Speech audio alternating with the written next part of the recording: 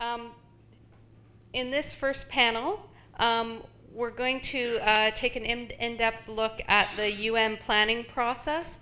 And we've got some guests here to help us do that. We have Diane Alarcon, who is the Senior Economic Affairs Advisor at the UN Department of Economic and Social Affairs.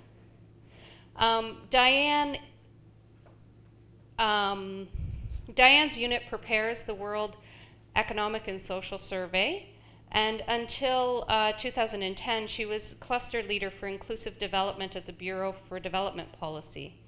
Before joining UNDP, she worked in the same department where she coordinated the research on macroeconomic instability and economic insecurity that was part of the World Economic and Social Survey. Before that, she was senior economist at the Inter-American Development Bank and has done extensive research and contributed to the development of programs for employment creation, poverty reduction, and social protection. She has a PhD in economics from the University of California and has taught in various universities in Mexico and the United States. She worked at Colegio de la Frontera Norte, a research institution in Mexico, and was director of the Department of Economics there. Welcome, Diane. Thank you. We also have Richard Morgan. He's the senior advisor on the post-2015 development agenda at UNICEF. Prior to this role, from the executive director's office, he was the director of policy at UNICEF, responsible for the organization's standards and practices in the area of gender, children's rights, child and youth participation, and communications for development. He also led UNICEF's work on child statistics and advocacy for child-focused social and economic policies. Richard worked in Africa for more than 2 decades as a development planner, rural development specialist, social sector advisor, and humanitarian program manager. He was a civil servant with the government of Botswana at central and local government levels before joining UNICEF. He's a graduate of the University of Oxford in the UK and obtained his master's degree in development economics at the University of East Anglia. Thank you. Welcome, Richard. What we're going to do is each panelist will speak for 10 minutes. We have one more panelist that seems to be delayed in traffic, so as he joins, I'll introduce him, and then we'll hear from each of the panelists, and then there'll be some time for questions.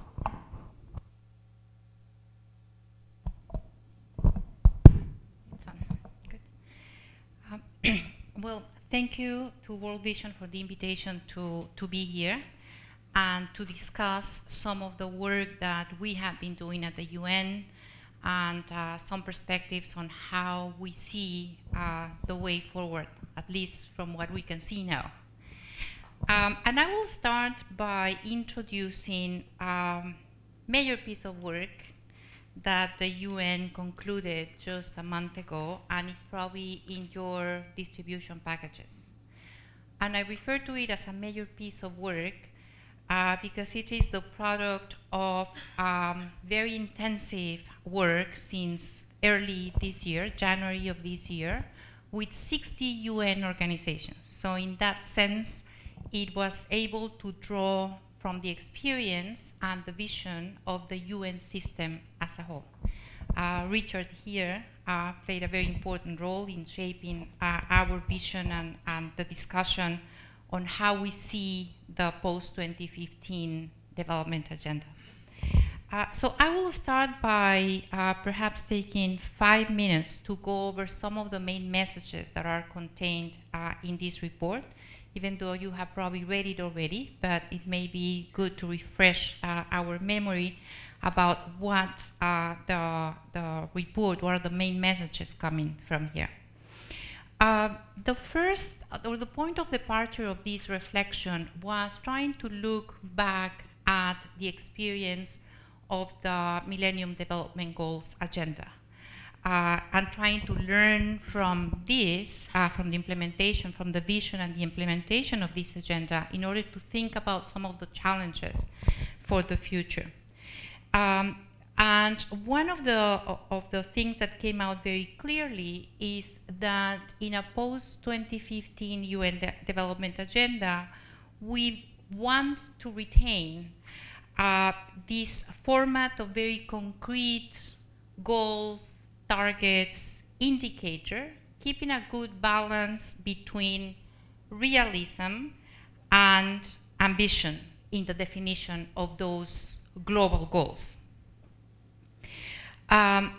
We believe that a post-2015 agenda should contain some global goals that would be universally applicable to all countries, but allowing for target setting and for more context relevant definition of targets and challenges for each country. In other words, we don't want an overly prescriptive agenda, but we want an agenda that will inspire countries to set up their own ambitious but realistic goals for the future. We believe the focus on human development and the eradication of poverty should remain as the core of the new agenda. However, we also think that the agenda should express or should include some thinking about emerging challenges. The world in 2015 is a different world than the one in the year 2000. Some issues that we didn't believe were so pressing nowadays are very important and are very critical for development. Questions like shifting demographics, for example, a growing environmental footprint, questions of peace and security, issues related to governance and accountability deficits at all levels, at the global, national, subnational levels.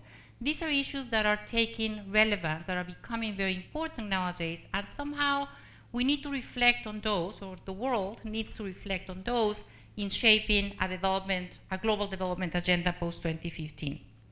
So the kind of agenda that we have in mind, and as you can tell, we are still on the broad contours of what should be, or what could be the characteristics of an agenda in the future.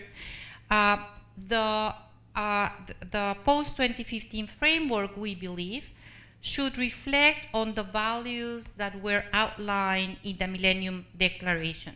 Those values are still relevant today as much as they were in the year 2000.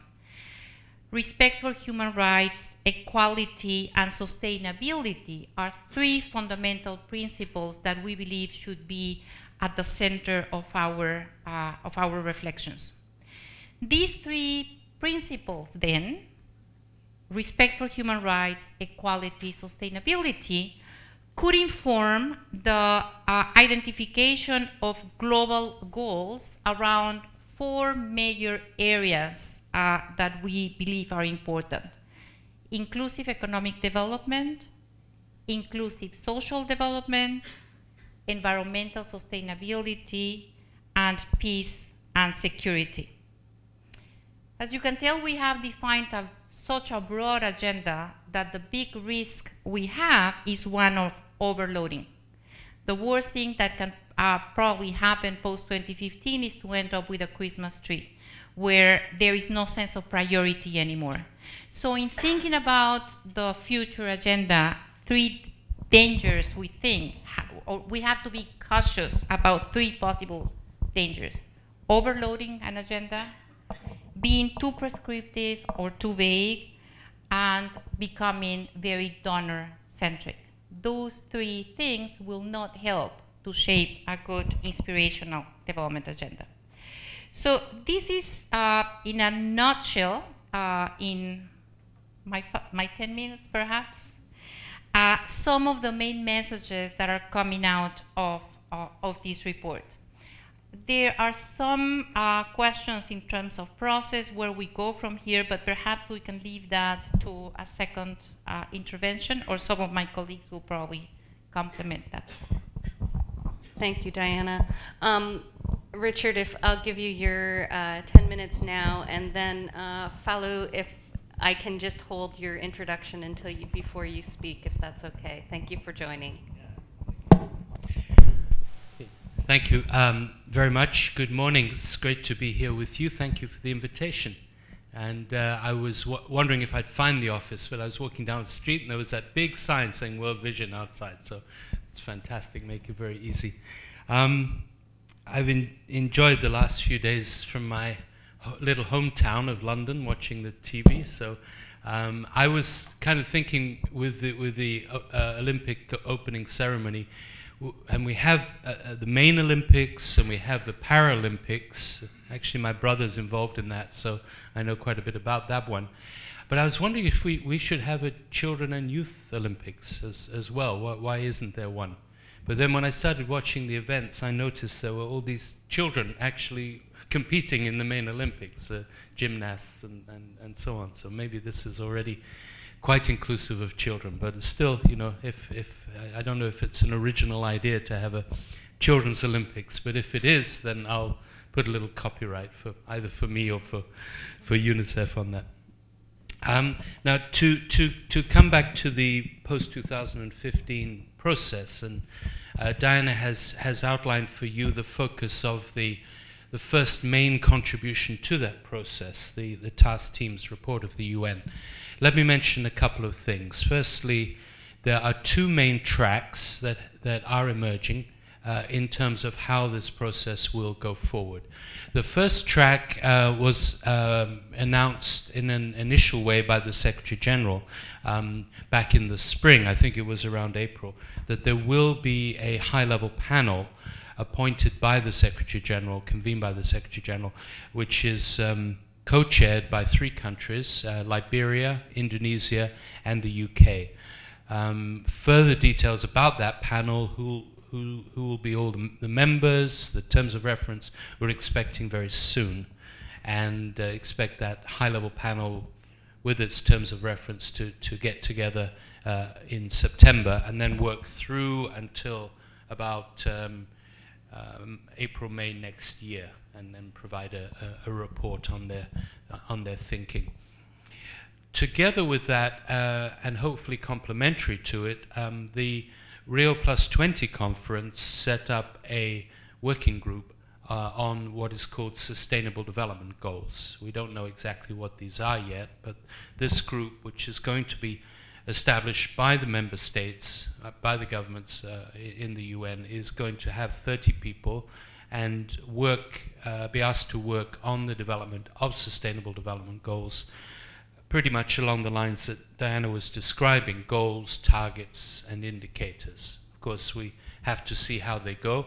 They haven't yet been appointed, but again, around the General Assembly in September, we expect that second process, hopefully complementary to the high-level panel, to also begin work. And I think tomorrow morning you'll hear more about this from government representatives from member states represented here at the UN. So over the next several months, we'll see these two groups with different mandates. I think the Sustainable Development Goal group will be more technical, the high-level panel probably broader thinking, more advocacy related, we'll see. And those two pieces of work will probably come together in time for the next General Assembly starting in 2013, and that's essentially when the governments will begin to take over. They'll have a more detailed review of the Millennium Development Goals and then start using these different pieces of work to look ahead to what would come after 2015. In the UN, we are going to facilitate and co-lead a consultation process during this period on different themes and in different countries, and try to help partners and provide space and platforms and opportunities for partners such as World Vision and many other stakeholders to make their views known, to participate in debates and discussions, and have the opportunity to represent our concerns. So I'll just give you a few details of these different consultations and what the opportunities are, and I believe Falu probably would amplify this with some more information and perspectives. The consultation process, and I should say UNDP, the United Nations Development Programme, has spent the last several months raising money for these processes, and they've done a good job, raised several $1 million for this. The consultations fall into two categories: country level and what we're calling global thematic. The country level really depends on which countries would like to have national consultations, conversations, dialogues about the priorities for post-2015, what would come after the MDG period. There may be many countries around the world that would like to do this, to lead something and have something going on nationally. There may be few, we don't know yet. The UN will provide some seed money for countries, particularly in the developing world. We have money for about 50 countries so far, and hopefully that will increase. But this is only sort of catalytic funding, not the entire funding that would be needed for a national conversation over several months, over a period of time, an inclusive approach. But we will try to promote as inclusive an approach as possible, encourage governments and other national partners to open up the discussion, particularly for those groups in society whose voices are often not heard. Minority groups, people with disabilities, young people, old people, depending on the society, people living in remote rural areas, people living in very deprived urban areas, and so on, depending on the context. So national consultations, maybe there'll be 50, maybe more. We're even wondering if some of the rich countries, or countries that have been rich, hopefully will stay that way, will also decide to have national discussions and consultations around post-2015. We're just going to see if that will be the case. The second part are the global thematic consultations, and we've identified so far 9 themes. There may be 1 or 2 more, but so far 9 themes which will be co-led by a couple of UN agencies in each case, but will, as far as possible, reach out again to different stakeholders, non-governmental organizations, intergovernmental groups, and so on, and try to give people a good chance to participate. I'll read you out the 9 themes that are so far planned, and then come back to 1 or 2 of them where UNICEF is co-leading. The 9 are on conflict and fragility, on population, on growth and employment, environmental sustainability, and this one we may break down a little bit following Rio, governance, food and nutrition, and then the 3 where UNICEF is co-leading, education, we're co-leading with UNESCO, health, we're co-leading with WHO, and inequalities, we're co-leading with UN Women. And I'll just finish by mentioning about the inequalities theme, where I'm co-leading for UNICEF. We're trying to facilitate a conversation about different types of inequalities over the next several months. It's such a wide-ranging theme. You can think immediately of several types of inequalities, or issues of social justice, whether it's to do with gender or disability or minority status, age-related inequalities, and so on. There are many, many types. So given that it's a very complex area, we're hoping to use online platforms and social media linked to our colleagues in the Millenium campaign in order to provide opportunities for as many people and organizations to take part in that discussion as possible. I can give you more details if you're interested, but just to say there may be some of these 9 which will be more focused on meetings, fairly large-scale gatherings, but in our case with inequalities, we're trying to provide opportunities through primarily online means for as many people and organizations to contribute as possible. And Aralise and I have already been in touch about how World Vision can play a part in those discussions. Thanks very much. Thanks, Richard. Sering Falu Njie has joined us as the Deputy Director of Policy at the UN Millennium Campaign. He's a development professional with over 20 years of hands-on experience working on poverty issues in Africa. He spent the last 9 years working in the government of Gambia, where his most recent position was Director General of the National Planning Commission. While he was Director General, Falu managed the National Planning Commission and was in charge of implementing all MDG-related activities. He was also responsible for Gambia's PRS-P2. Prior to that, he served as the coordinator of the Poverty Reduction Program, where his responsibilities included piloting a social accountability mechanism and community scorecards in the health and education sectors. He's done extensive consulting with the World Bank in Sri Lanka, Madagascar, Uganda, and Rwanda on social accountability. He has also done work with international NGOs, including Save the Children and Action Aid, in the policy and advocacy arenas. He holds a master's degree in poverty reduction and development management from the University of Birmingham in the UK and a bachelor's degree in statistics from the University of Ibadan in Nigeria. Welcome. Thank you very much, and thank you for the introduction.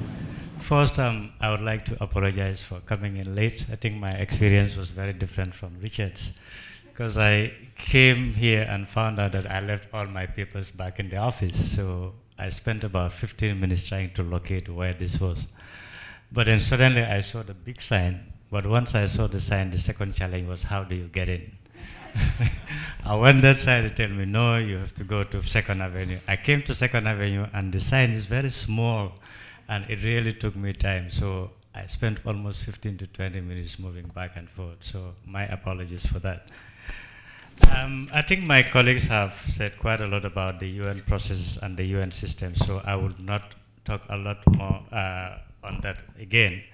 However, I just want to stress one more thing that is contained in this report, which is the need to redefine global partnerships.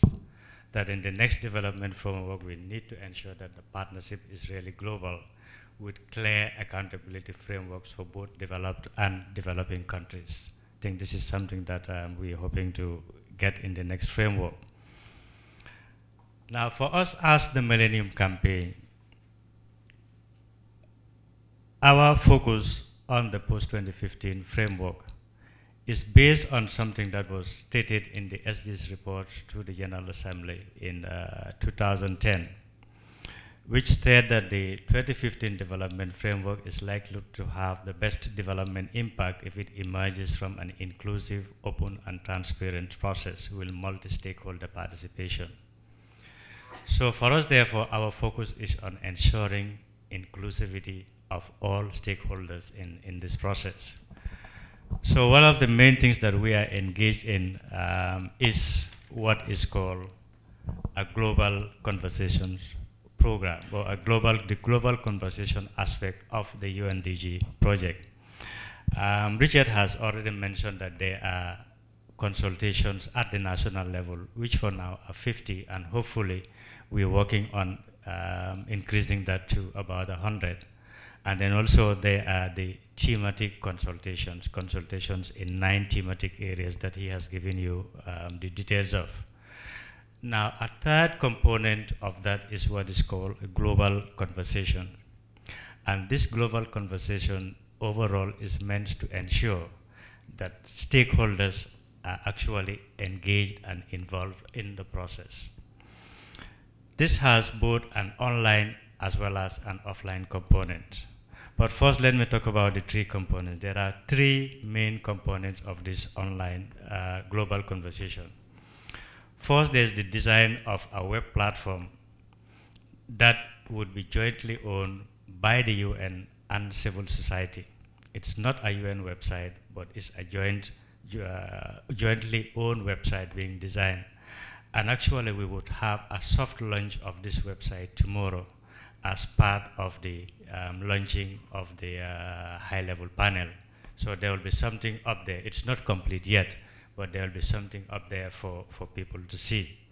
Now, this web platform is meant to solicit the views of citizens, civil society, and others, facilitate their participation in the post-2015 discussion. Now, in order to do that, there is a second component called crowdsourcing, or the analytics, which hopefully would be able to pull all this together, bring this together, aggregate it, analyze it, and then put it out there for further discussion. A third aspect is what is called a mobilization aspect, because you can have the website out there, but unless you do a mobilization for people to know about it, for people to contribute to it, to direct people and traffic towards it, it may not be very useful. So there is a mobilization component for which we actually have civil society that are leading this. So in this global conversation, there are three main partners. We have the UN system, we have the private sector, mainly those people who are involved in information, informatics, and then we have the civil society. And then there is a technical working group that has been formed, led by the Millennium Campaign, but consisting of people from all these various, both the UN agencies, the private sector, as well as civil society. Now, we're hoping that this will very much complement what is happening both on the national consultations as well as the thematic consultations, in the sense that we would use the platform to inform people about these national consultations and what is coming up, as well as using the platform to share the outcomes of these consultations. We're still working on that, and we'll be working with people like Richard, who is leading on one of them, on how best to use this to be able to supplement what is happening. Now, in addition to that, there are two other things that we are doing. We do recognize the important role that youth need to play in this. So therefore, one of the strategies that we have is also enhancing youth participation in the post-2015 process. We're working with a number of UN agencies on this, and one of the things that we are planning to do is that on August 6th and 7th, we're getting together a group of governments, philanthropic organizations, and youth organizations in New York to start the discussion on enhancing youth participation in the post-2015 process. And I hope that would interest some of you. And in addition to that, also, as we know, there's the Civicus World Assembly in Montreal in September, where we had a youth assembly, and our focus again would be on youth participation in the post-2015 process. Finally, there are two other constituents that we are targeting, which are parliamentarians and local governments and local authorities. Because again, we do realize that these are important players in the process, but they are people who are often not part of the consultation and debates. And here also we have strategies in place that we will use to outreach to them. So therefore, our outreach is not just to civil society. In fact, the main core of our outreach is to the citizens, because what we want is, at the end of the day, we bring in the voices of the citizens. Because talking to some of the government representatives out here, we know that getting to them with messages from citizens would resonate more, would be much more powerful than saying, well, this is the voices of civil society, etc. So that's why our focus is mainly on citizens, but then also diversifying to look at not only civil society, but parliamentarians, local authorities, youths, and specific civil society groups such as women, faith-based organizations, etc. I only have 7 to 10 minutes. I can't go into the details, but I will be happy to share the details of our outreach strategy with you. Thank you. Thank you. Before we go to questions, I'm going to ask each of you to just spend a couple more minutes now that you've heard each other's presentations, and just if you have anything to add or comment on from the other panelists' presentations, then we'll go to questions from the group. We'll start with you, Diana. I don't think I have anyone to add. Okay. Not at this point. Okay. Okay. Then we'll open it up to questions. Adam? Hi, Adam Taylor. I'm with World Vision US based out of Washington, D.C. Thanks for joining us and thanks for your presentations. I'm wondering if you could shed a little more light on the rationale behind having a parallel consultation and process focused on the Sustainable Development Goals, and then a process that's going to be focused on post-MDGs. Obviously, there's lots of overlap, and my concern is that we're going to end up exhausting a lot of energy and resources, and it's not entirely clear to me exactly how these two things converge. So if you could give us a little bit more understanding on that, that'd be great.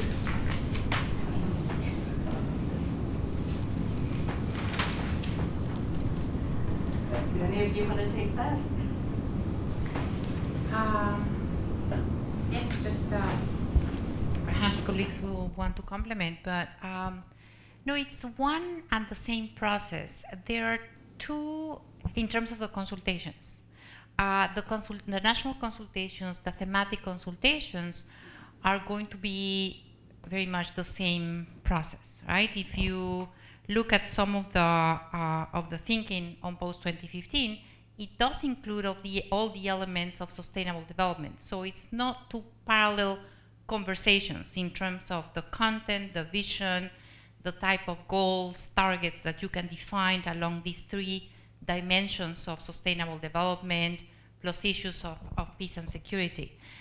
There are two legislative processes within the UN. In other words, in Rio Plus 20, member states decided to create this 30-member working group that Richard referred to as the starting point for thinking and to start negotiations around what would constitute a sustainable development agenda.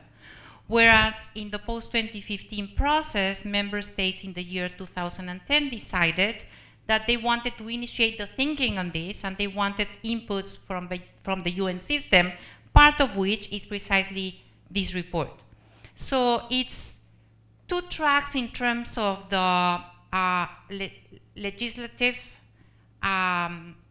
decisions within the United Nations, but it is part of one conversation. I don't know if Richard wants to add. Yeah, I think let's wait and see the announcement that we expect before the end of this month. In other words, today or tomorrow, isn't it? From the Secretary General. We're told that this will come out this week. Where I think part of the aim will be to clarify further what is the relationship between the high-level panel, which was earlier announced, but without the terms of reference having been finalized, and the process that came out of Rio.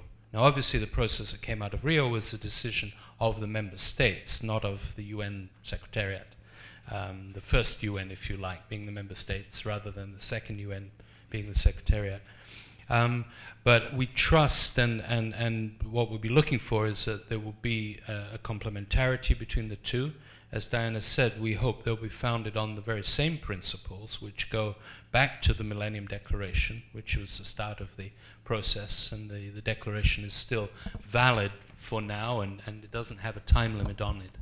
And the Millennium Declaration, in turn, links back to documents such as the UN Charter, the human rights mechanisms that have been internationally agreed, and so on.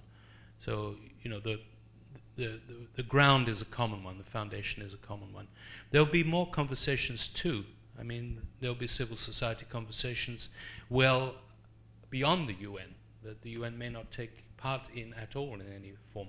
There'll be conversations in the private sector, most probably. So, you know, it's not that, let me put it this way, there's a perception, and it's probably an accurate one to a large extent, that the Millennium Development Goals were cooked up by a very small group of people. Okay, they were developed quietly, and then they came out, people liked them by and large, they took off by and large, and they had momentum, they had traction. But the process by which the Millennium Development Goals, most people, most commentators, and many people around the world feel was not a transparent or inclusive one, even if what they came out with was pretty good. And there's a very strong feeling now that we should avoid at all costs that things are determined by a very small group. This should be quite different this time around. So I think you're seeing this kind of multiplicity partly as a result of that. People want to be part of this conversation. Melanie Gow from Vision Australia. Clarifying question on that one, on Adams, and then my question. So really asking two. So are we potentially talking about the rolling together of the SDGs and the MDGs? That's my clarifying question to Adams. And then my next question is, does the UN have a perspective on the role of the private sector, both in the framing of any new framework and then in the realisation of that framework? Thanks. So maybe if I take the first one and then Dan and Falu might want to talk on the second. I'm not sure we know the answer to the first. Whether, and this will depend on the discussions, this will depend on negotiations, whether the Sustainable Development Goals will in some way replace the MDGs, whether they will go alongside a revised set of MDGs. It's not clear yet. There are two things that we do know. One is that the Secretary General has said that the Sustainable Development Goals should build on the MDGs. In other words, there'll be a relationship between the one and the other. And the second thing that everybody agrees, I mean there's no dissenting voice, is that the next set of goals should be a unified set, rather than having one set of what you might call Sustainable Development Goals, another the updated Millennium Development Goals. No, rather they'll have to be integrated before all the discussions are completed. So we're looking at one integrated agenda. We don't know the content at all. We put forward some broad ideas, but without getting into specifics. We don't know very clearly the scope of what this working group will look at on Sustainable Development Goals. There are different interpretations of what the Rio +20 outcome document might imply for that. So I think they'll have to have a discussion on that. Private sector.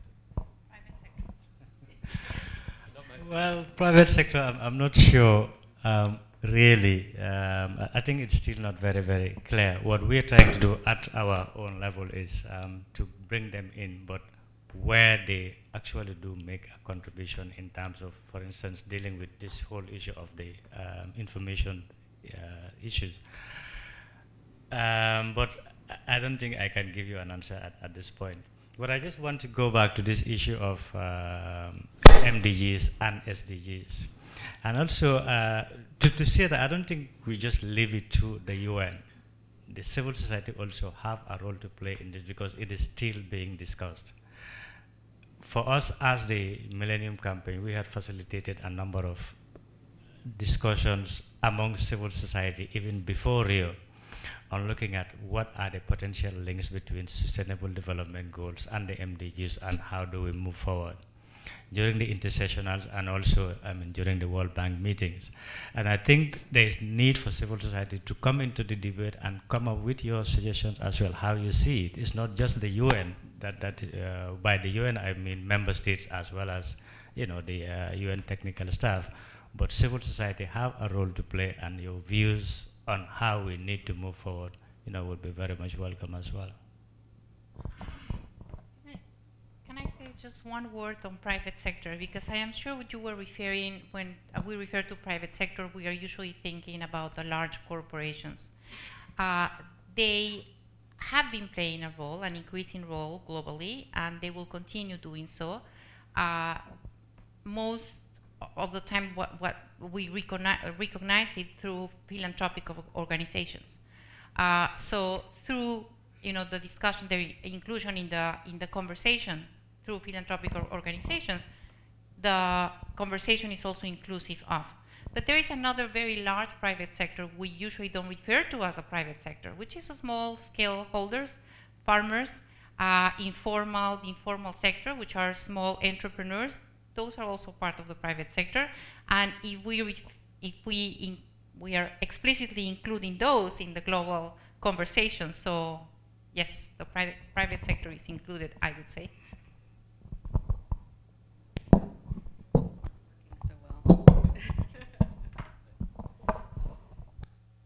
Okay, we have a number of people waiting to ask questions. So I have Michael, and then we're going to go to Kate, Liana, Felipe, and then Chris. Okay?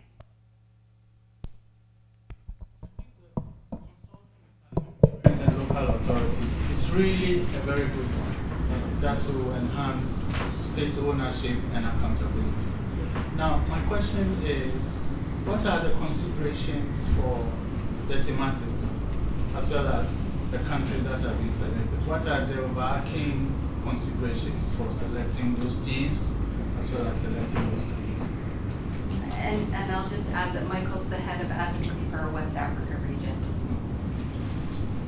Thank you, Chair.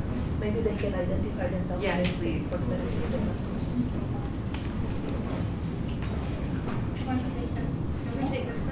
No, we'll just take them one at a time. I just wanted to let people know that they were to acknowledge.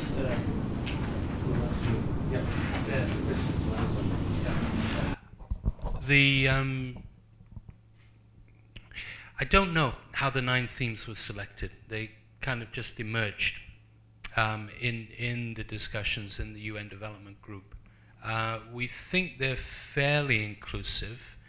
Some of them are very broad. I was talking about inequalities. I think governance is also very broad. Environmental sustainability, we may break down to some others after Rio, including water and energy and so on.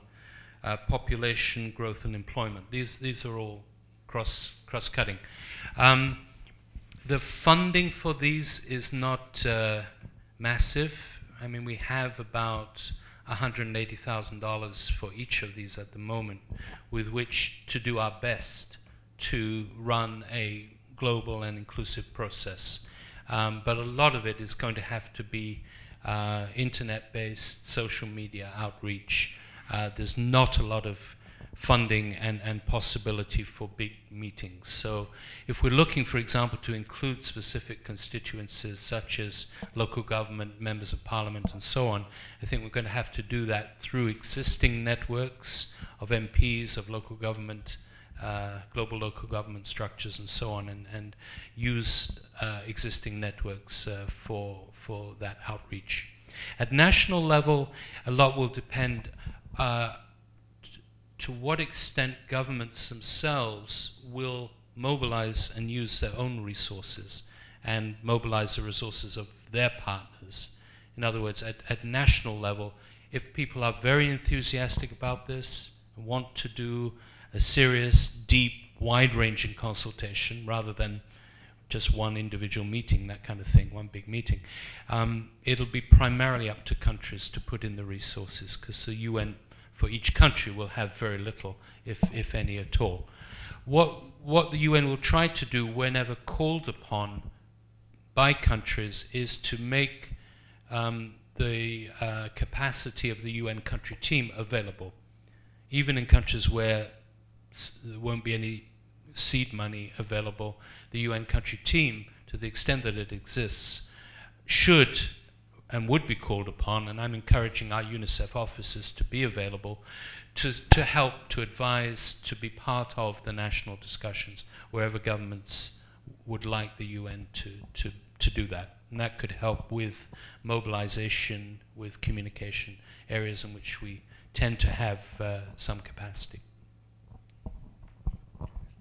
On the criteria for countries, mainly UNDP through the country offices had to ask the different regions to sort of like prioritize, and on the basis of that, countries were selected.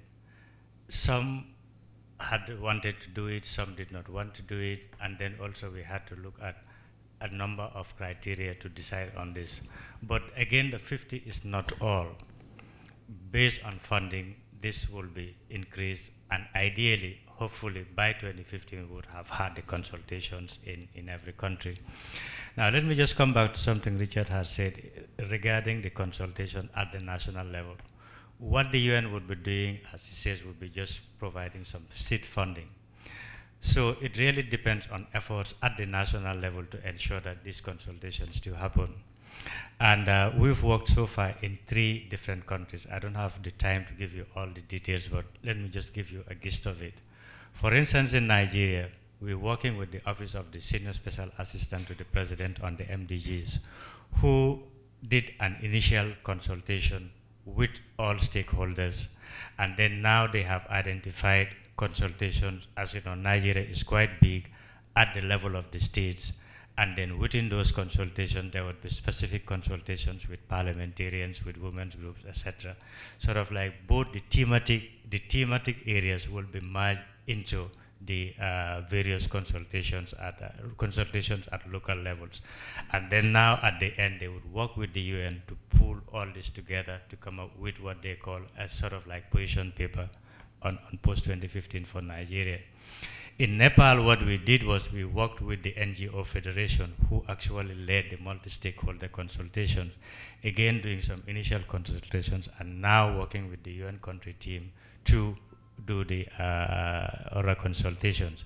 In Kenya, it was led by the UN country office, the UN country team, and then from there it would move out to the various stakeholders, etc. So consultations at national level cannot be a one-off thing. It has to be a process, at least from now to September 2013 as a first phase, and then we'll see what happens after that. Kate? Thanks. I'm the Senior Health Policy Advisor for World Vision International, we've met. Just to follow up on that question, the consultations at country level, we know there's varying levels of civil society participation in the past in various consultations. Is there a clear recognition from the UN? How will the UN support governments, encourage governments to include civil society? Because it doesn't happen in every country. And we're seeing in health at the moment, it's not happening around the accountability frameworks for MDGs 4 and 5. That's just a follow-up question. And then my question is, how do we integrate the unfinished business of the current MDGs, given that the new goals are hopefully going to focus on all countries? Where does that leave things like maternal and child mortality, which are still really a problem of lower income countries? Okay, I'll try to answer that. First, on the issue of inclusion of civil society. Well, yes, the UN does recognize that, as I said at the beginning, the process needs to be inclusive. In that case, therefore, for the national consultations, what we started with was coming up with guidelines on how these consultations need to be conducted, and these guidelines are available online. I could give you the details and you can get that. But let me quicken to say guidelines are guidelines. It is one thing to have the guidelines, it's another thing to actually ensure that they are implemented. So the need for civil society to be very proactive, particularly at the national level, to make sure that they are aware of these processes and they are proactive. They don't wait for the UN system who would lead the process to reach out to them, but then they are proactive. The other thing that I always tell civil society about is the fact that you must make sure that you have something to contribute to. Like you say, I need to be invited to the table. I always say, make sure you don't go to the table empty-handed. As civil society, working with partners at the national level, let us make sure that we are able to, when the time comes to come and say, this is our position, this is what we know, this is what we've got from people. As you know, there's also a civil society coalition called Beyond 2015. We've been working with them, and already there are also guidelines on how civil society can get together and conduct its own consultation. And what we recommend is that let civil society be ready in itself, have something so that when they are invited to the national forum, they are able to stand up and say, this is the position of civil society.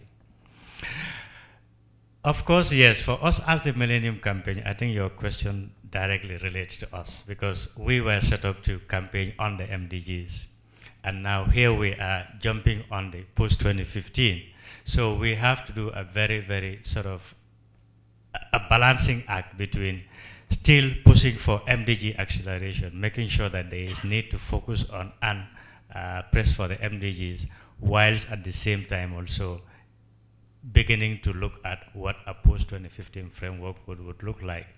At the beginning, we actually had resisted it because for us it was, especially when civil society started some 2-3 years ago, we saw it as a way of abandoning the MDGs and moving on to something else. But really, it is not now. What we're saying is, yes, we need to look at the next development framework, but at the same time also, we still have a number of years to go. We have a number of MDGs that are lagging behind. So the UN, as you know, has what it calls an MDG acceleration framework that it is pushing for and implementing in a number of countries, where we actually look at the MDGs that are most lagging behind, try to understand what are the factors associated with it. Together with all stakeholders, we design solutions to it, look for funding, and move forward and try to make sure that by 2015, those that MDGs that are lagging behind, there is a lot of focus on them to ensure that we do achieve them or achieve as much of it as possible by 2015. Thank you very much. If I can complement what Falu has just said, there's a huge amount of unfinished business in the MDGs. And I can't really conceive that it's going to just be put aside. And we know that much of this unfinished business is in the developing world, particularly in the least developed countries and conflict-affected countries, but not all of it by any means. I won't talk about the host country, because it wouldn't be diplomatic, but I'll talk about my home country, which I mentioned to you before. Child poverty is massive in the country I grew up. Education, basic education issues are very significant. Health issues, including among children and mothers. FGM, and so on. So, you know, I'm making the point particularly with reference to the recognition now that inequalities have to be part of the understanding of development process. In other words, we have to look very carefully and systematically at different types of inequalities if we're to really understand whether development progress has been made and whether human rights are being fulfilled and guaranteed. It's no longer satisfactory to us to settle for national averages or for global aggregates. We want to drill down, and increasingly the available data enable us to drill down. So, you know, to come back to the point that even in developed countries, in rich countries, there are issues. Once you unpack the data, once you disaggregate and start looking at the situation of minority groups, inner city groups, girls or boys, depending, yeah, very young people, very older people, the job is not done. No country can sit back and say, we're fine. You know, countries with many migrants who are systematically disadvantaged, or with mobile populations and so on. What I think would be good is if we can get to a new agenda that might set broad global aspirational goals that all countries would find relevant and applicable. Health for all, if you like, some variant of that, within which then each country could take stock of their own situation, both nationally and in terms of disaggregated issues and local problems and concentrated disadvantages, and then set some targets of their own around global agreed common aspirational targets. That way the health agenda would be relevant to every country, every society. Maybe that in health, incidents of heart disease, other non-communicable diseases are particularly concentrated among certain population groups. Some childhood diseases, again, particularly concentrated and should be addressed in a very specific way based on the evidence, rather than in a, you know, every country has to do the same thing and follow the same strategy. Okay, thank you. Falu only has a couple of more minutes with us, so I'm just hoping we can take Leanna's question before you go, and then perhaps Diana and Richard can stay with us just a few more minutes if that's possible. Thank you. Thank you. My name is Liana. I represent young people. My question is following. Are you going to involve young people to this consultation, to this global conversation, including online conferences, and how?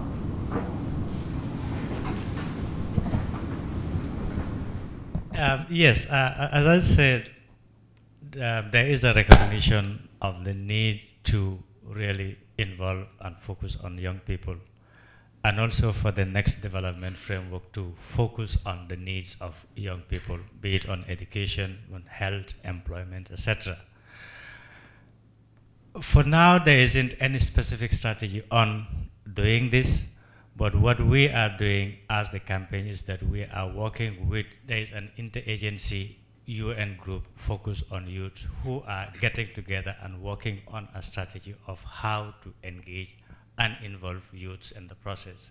And this is what I talked about, that we are getting together on the 6th and 7th of August, and this is where that this strategy is going to be developed, and this is where the strategy is going to emerge, and then we will see how we move on from there.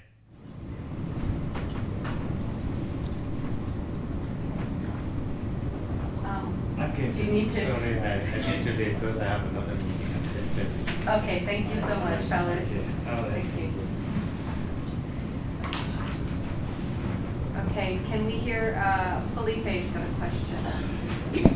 Well, thank you very much for your presentation. So I just wanted to ask a couple of very concrete logistical questions, because in order for civil society to participate in these national consultations, they need to be aware that they're taking place. So my question is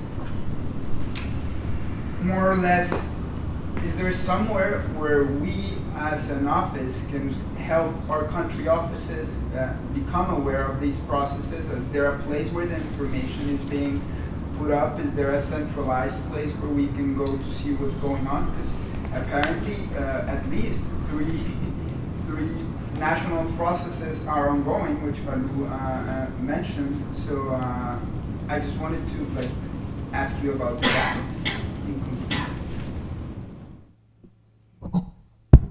Thanks very much, Philip. The idea is that there'll be one website where all the information will be posted, both on the 9 global thematic conversations and on the country consultations. I think it's worldwewant.org, is that right? Yeah. Just keep an eye out. It should be announced tomorrow. But I think it's www.worldwewant.org, and co-hosted by the UN and the Global Campaign Against Poverty, GCAP, if I'm not mistaken. So the kind of the hub of this will be the UN Development Programme, and they will load up information on planned national consultations on that website, and you'll be able to follow it and check it. I hope it'll work like that. We still have a couple more people, Chris, who have questions, but I think we need to end pretty close to 10:30. We're hoping to wrap up in about 5 minutes. Maybe we can group these questions and ask people to respond. Okay, so then we also have Fernanda and, Amanda, sorry. Oh, okay. Okay, so there's 3 more, so maybe you can ask all the questions and then you can just pick a place where you want to add some comments. Thank you. Okay, Chris.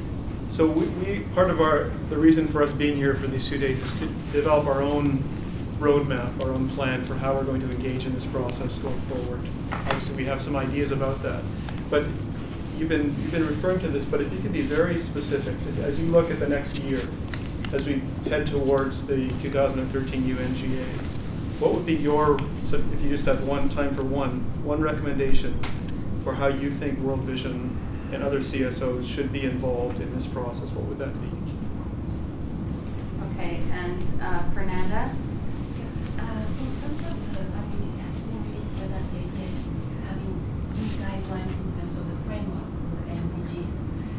However, my concern is more regarding the monitoring of the budget and the program, because actually, at least in the case of my countries and many countries in the development, is kind of that is the main focus of the program. We gather loans, but sometimes it doesn't get to the programs, and we are not able to monitor in the budget. So in that sense, have you considered some kind of governance or key framework in terms of development capacities of monitoring as civil society, more specifically in terms of more technical points? Because at the end of the day, the discussion in each country are quite clear, because we all know it's education, it's health, it's all that main subjects. However, the point of the technical areas of government, have you considered that in terms of the participation of civil society? And Amanda? My question's probably covered by Chris, but it's just reflecting on what we recently saw occur at Rio +20 and some of the risks around getting agreements. And one of my concerns is that we may have similar risks in getting agreement again come in 2015. It's really about how do you think as an NGO like World Vision would be most effective in ensuring there is an actual outcome to all of these discussions. And Tanis. Okay. My question is, the key premise of the MDGs is that governments need to radically transform their operations, systems, and structures in order to meet the targets, and also strengthen the social contract between state and society.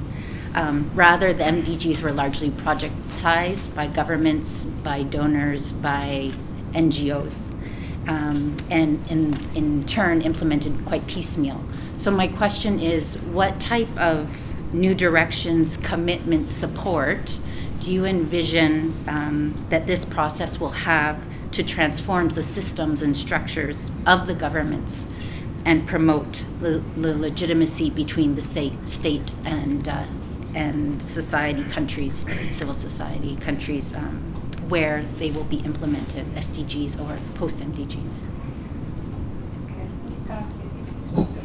With a couple of points, and then Richard, I'm sure, will have much more to add, but just some thinking about this concern about the monitoring and the implementation of a possible future agenda. If we go back to the MDGs, they are part of the Millennium Declaration in the year 2000. The roadmap of the Secretary General for the implementation of the MDGs came out in 2002, and it took several years before countries and civil society really engaged into the conversation of the MDGs. It took us at least another 5 years or so. But we got to the point where nowadays we hear from many countries, especially in Africa, to say in the post-2015 we are not going to abandon the MDG type of goals. There is a lot of unfinished business that Richard was referring to before. But we, governments and our societies, we have invested so much political capital in incorporating the MDGs into our national planning, into our poverty reduction strategies, that we are not going to abandon this just to adopt another agenda. So in that sense, you know, we get the feeling from, especially from some governments, that the unfinished agenda of the MDGs is going to have a place in a new agenda. In what format, we don't know. Hopefully the way Richard expressed it, but it's going to be very much part of the conversation. This is to say that a new global agenda is coming at a time when there is all this civil society mobilization, where there is much more openness in terms of project implementation and much more capacity to monitor both from governments but also from civil society. The type of conversation that we are having now and we are going to have on the way to 2015 is creating the awareness, the interest, the technical capacities to improve the monitoring framework also of whatever comes out of 2015. There is going to be a lot more to do, yes. There is going to be huge challenges in terms of building the technical capacities within governments, within civil society, to improve the accountability framework of whatever future agenda is coming to be. but we think that this time around there is going to be a much stronger process to set up a good accountability framework that goes together with the post-2015. Thanks. I have a few observations. I'm just going to jump around a little bit, but I'll finish with Chris's question and do my best because it's a difficult one. I mean, I was at the International AIDS Conference last week. Some of you may have been there as well. And thinking about HIV and AIDS, whether or not there's a goal or a target on HIV and AIDS in the next framework, there'll still be 30 million or so people living with HIV. Whether or not there's a target on maternal deaths reduction, there'll still be 300,000 to 500,000 women dying each year in childbirth, something like this. So, I mean, the problem doesn't go away just because you shift the framework. And it's a bit like this reclassification of countries from LDCs to middle-income countries.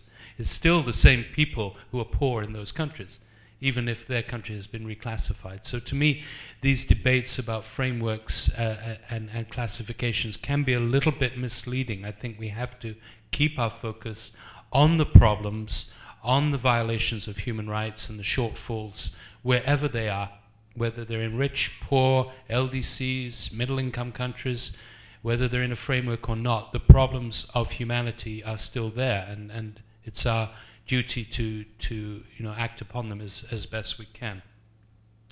I agree very much, our last colleague who spoke, that the MDGs have been at very best programmatized, if not projectized.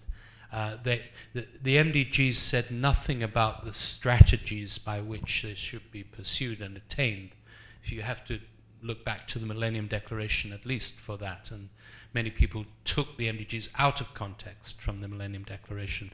That's why in the report that Diana was presenting, we've tried to emphasize the need to get back to the basic principles that should guide development choices. We've actually said guide and inspire, because it's not just trying to crack the whip of human rights or equality over governments, but also to inspire national leaders to adopt these principles proactively and with enthusiasm as ways to inspire their development choices.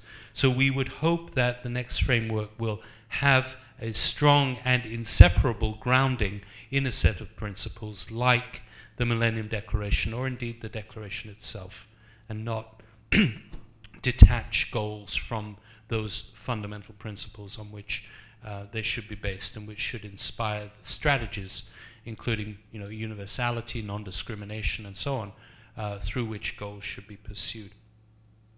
The risks in getting agreements, and this is a really interesting one. There have been some good papers discussing, for example, would it be better to have a bad agreement than no agreement at all? Come, December 31st, 2015. Would it be better to spend an extra year beyond 15 trying to get a good agreement rather than passing an agreement that is bland, that is, a Christmas tree, as Diana was saying, or incomplete in some glaring fashions? So I don't know. What could World Vision do? Well, I suppose all of us from 2013 General Assembly onwards are going to be concerned with lobbying governments. I mean, and we may need to be strategic and also in some way coordinated, at least for us around a children's rights agenda, on which governments we lobby and which governments we see as allies. But I think what I'm saying is there will need to be a political strategy that civil society, as well as others, would probably want to develop in order to influence that. On monitoring, I think Diana has covered it very well, and there has been an increase in statistical capacity, gradually in a number of countries since the mid-1990s with household surveys and institutional data and census. Not all countries, obviously. But there's also the issue of locally led monitoring. The right of people, including people organized into communities and local organizations, to undertake their own monitoring and to be supported to do that. The possibilities of social media, SMS messaging, and so on are much greater now than they used to be, as a way of empowering people to do to monitor their own development progress for themselves, their children, their own community groups, and to feed back to service providers, to local government, to central government, on what's happening in their villages and urban neighborhoods. So there's that aspect as well that we're quite keen to promote, even if it's only going on in a few countries and a few places right now. There's tremendous scope for that. We've seen examples now in Philippines, in Uganda, in the state of Bihar, in India, in Brazil, and so on. It's gradually growing the use of information technology as a tool for empowering people to do their own monitoring. And this is where civil society and NGO groups and networks can come in. And now, to finish on Chris's question, I would leave it for your good selves to really address. But my thinking is that with 50 or maybe even 100 countries carrying out national consultations over the next several months, prospectively anyway, with 9 global themes, any organization is going to have to be selective about which countries, which themes to try to be engaged with and to have some influence on. I mean, we ourselves in UNICEF are having to do this. Our comparative advantage is a strong on-the-ground network, highly decentralized, 89% of our staff in the field. So if I look at it through that lens, we're actually likely to be stronger across a range of countries than at central level, where it's only me and one other colleague who are working full-time on this.